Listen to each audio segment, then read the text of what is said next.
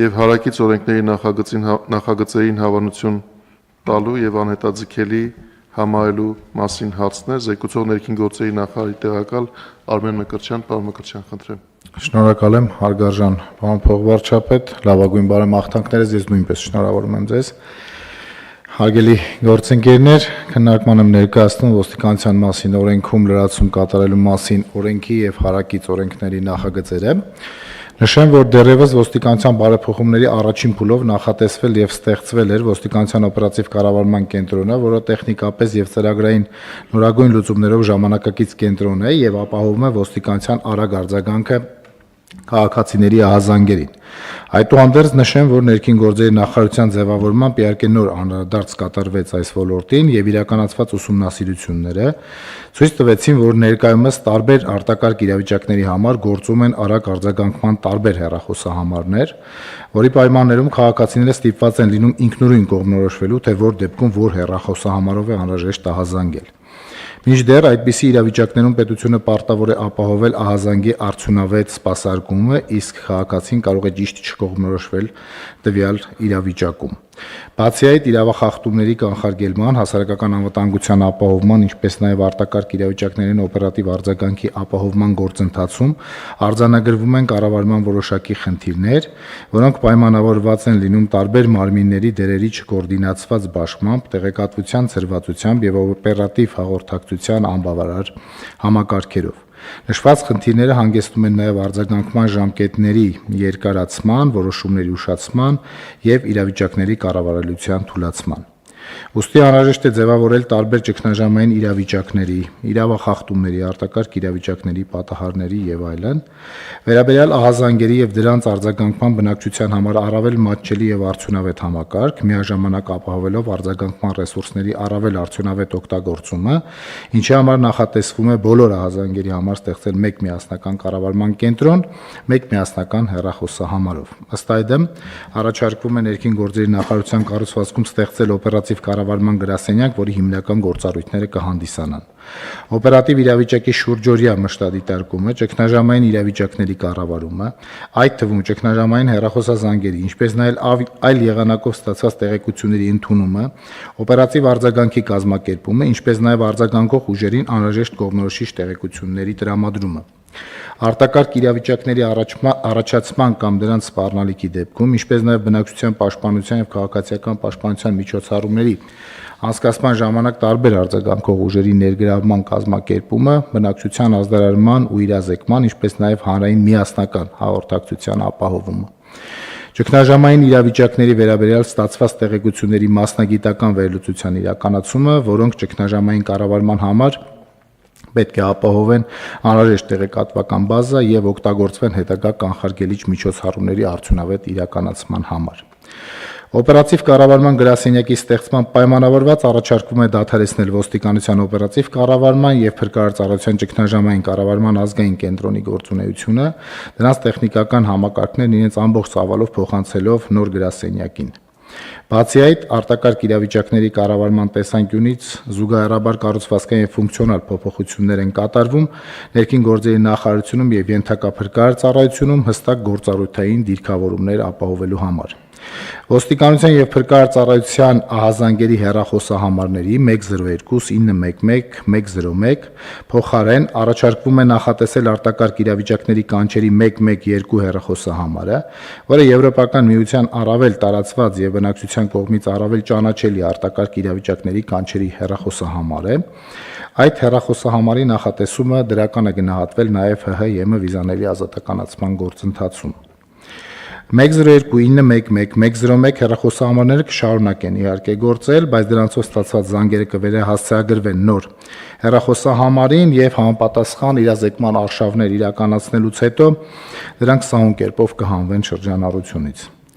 Օպերատիվ կառավարման գրասենյակի ձևավորումից անմիջապես հետո երկրորդ փուլով աշխատանքներ կտարվեն գրասենյակի կարողությունների զարգացման, ինստիտուցիոնալ կայացման եւ նաեւ շտաբ բժշկական օգնության կանչերի սպասարկման գործառույթը եւս գրասենյակին փոխանցելու ուղղությամբ։ Միաժամանակ արձագանքի ապահովման ժամկետների կրճատման նպատակով արդի ծրագրային եւ տեխնիկական լուծումներով կգործարկվեն ինքնաշխատ ազդարարման կատարելագործված մեխանիզմներ, բարելավի ահազանգերի տեղորոշման ճշգրտությունը, ահազանգերի սպասարկումը կիրականացվի ըստ դրանց հրատապության եւ կարեւորության, ինչպես նաեւ կնախատեսվեն նոր մասնագիտացված ահազանգը սպասարկող հաստիկներ։ Ըստ էության վերջնարդյունքում մենք զանգի սպասարկումը ժամկետային տեսանկյունից կնվազեցնենք մինչև 10 վայրկյան, իսկ արձագանքի միջին տևողությունը 10 րոպե մինչև։ Նախագծերը համաձայնեցված են շահագրգիռ մարմինների հետ, կխնդրեմ հավանություն տալ եւ եթե հարցեր լինեն, սիրով կպատասխանեմ դրանց։ Շնորհակալ եմ։ 3 հարց, պարոն Մկրտչյան։ Ասացիք 102, 911 եւ 101 համարներն են այսօր գործողության մեջ եւ դրանք կփոխարինվեն 112 հեռախոսահամարով։ Իսկ ճիշտ չի ավելի կամ կարող է այդպես է նախատեսվում, որ քանի դեռ մենք 102, 911, 101-ը չենք հանել շրջանառությունից, գործողության մեջ դնենք նաև 112-ը, որը կլինի 4-րդ կիրառելի հեռախոսահամարը, նախ մարդիկ կսովորեն այդ 4-րդին, հետո այդ ժամանակահատվածում նաև այն գործող 3-ը կվերահասցեագրվեն, հետո երբ որ այդ 3-ը հանվեն շրջանառությունից, 4-րդը կշարունակի մնալ ուժի մեջ, եւ կխնդրեմ նաև երկու բարձաբանում դրա հետ միասին։ Ասացիք, որ զանգը կսպասարկվի 10 վայրկյանում, իսկ արձագանքը կլինի մինչև 10 րոպեում։ Այսօր այդ ցուցանիշները ինչպիսին են, որ հասկանանք, թե այս փոփոխության արդյունքում ինչ արագություն է ավելանալու եւ զանգերի սպասարկման եւ արձագանքի հարցում։ Խնդրեմ, շնորհակալ եմ։ Շնորհակալ եմ, պարոն Խաչատրյան, հենց այդպես էլ պատրաստվում ենք անել, այսինքն 112-ը կգործարկվի, մնացած համարները զուգահեռաբար կմնան ֆունկցիոնալ, ուղղակի այդ զանգերը ինքնաշխատ կտեղափոխվեն բնականաբար 112-ին, իդեպ այս պահին 101-ը գործող համար է, բայց նույն կարգավիճակով կլանված է 911-ի մեջ, ինքը բավականին հին համար է, եւ իրազեկման արշավներ կիրականացնենք քիչ-քիչ քաղաքացիներին տեղեկացնելով, որ այս համարները այլևս սկսելու են չգործել եւ ինչ որ մի պահից դրանք կդադարեցնենք։ Այսօրվա զանգի սպասարկում ասելով ես նկատի ունեմ, երբ որ զանգը վերցվում է, ինքը միջինում 18 վայրկյան է, բայց այստեղ մի փոքր նաև ավելի վատ իրավիճակ էլ ունենք, եթե վերցնում են, իսկ շատ դեպքերում դրանք մոտավորապես 25-30%-ն են կազմում, երբ որ զանգը ուղղակի չի հասցվում պատասխանվի եւ հետո հետադարձ զանգ է կատարվում, այստեղ արդեն բավականին տևական ժամանակ է փաստացի ստացվում, իսկ միջին այս պահին արձագանքի տևողությունը 23 րոպե։ Իհարկե սա եթե նկատի ունենանք, որ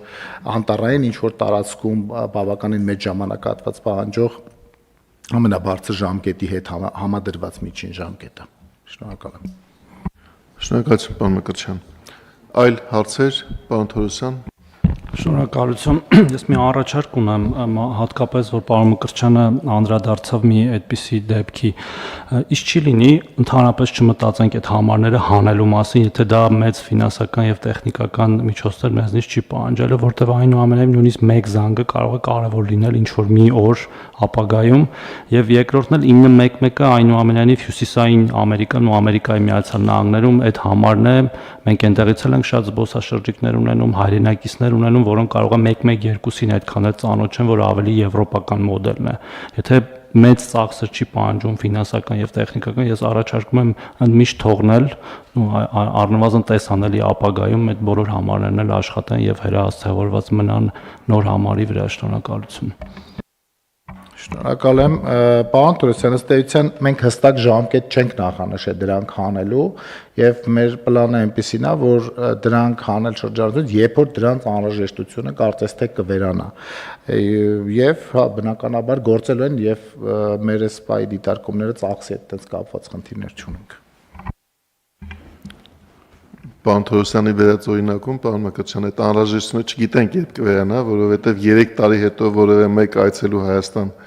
օրինակ Ամերիկայի Միացյալ Նահանգներից, որը գիտի 911 ինչպես օգտագործել եւ չգիտի